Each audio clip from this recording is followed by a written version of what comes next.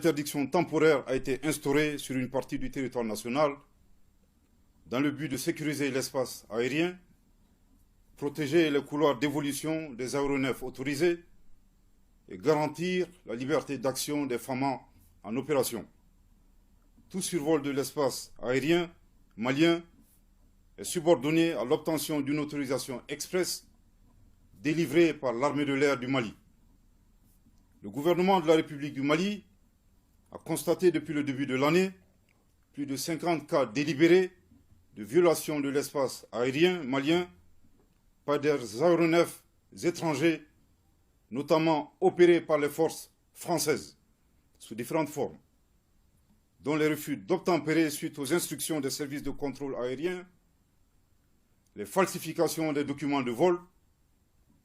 les atterrissages d'hélicoptères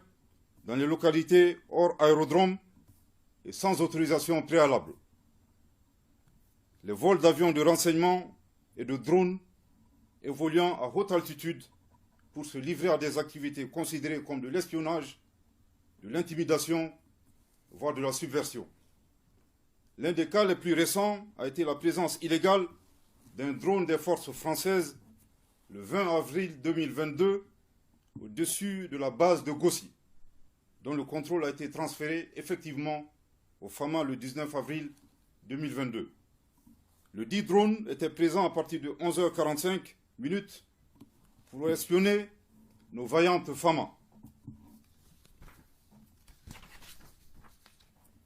Outre l'espionnage, les forces françaises se sont rendues coupables de subversion en publiant des fausses images montées de toutes pièces afin d'accuser les FAMA d'être les auteurs de tueries de civils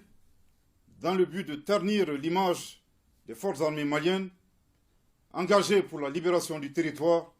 la protection et la sauvegarde des populations éprouvées par une longue crise sécuritaire. Aussi, le 21 avril 2022, une patrouille de Mirage 2000